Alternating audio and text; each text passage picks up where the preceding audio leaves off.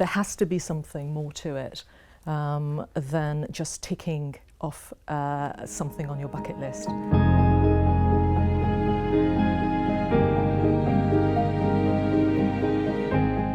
Human beings have a long history of going alone into the wilderness for spiritual rejuvenation. If you think about it, all of the major religious figures have used the isolation of the wilderness to ponder the meaning of life, to connect to higher powers of consciousness.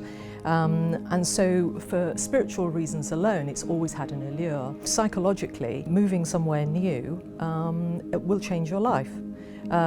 It offers an opportunity for instant reinvention. You can shed your skin and you can become someone new overnight.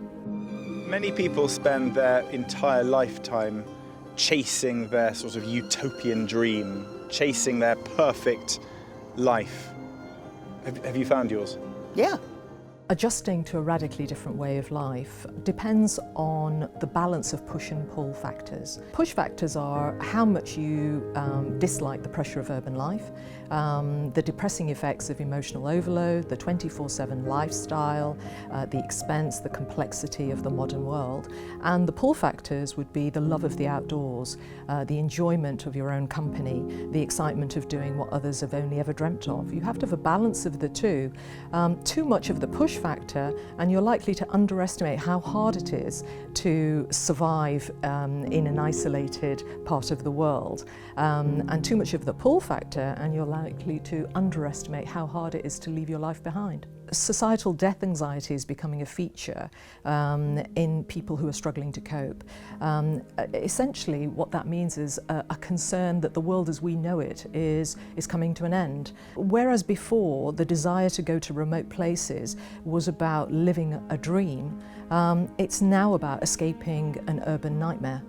I don't know how long people can continue to survive with the kinds of price increases they're seeing. And it's not just, every 3 months. We're talking about price increases on a daily basis. As long as you have things like lentils, beans, chickpeas, and we can grow a lot of that stuff here.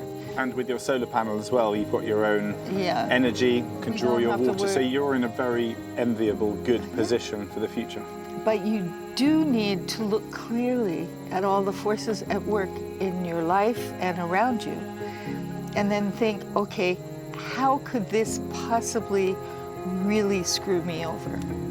We know that if you move animals to a more enriching, stimulating environment, it's related to an increase in new neurons in the brain by something along 15%, along with performance enhancement.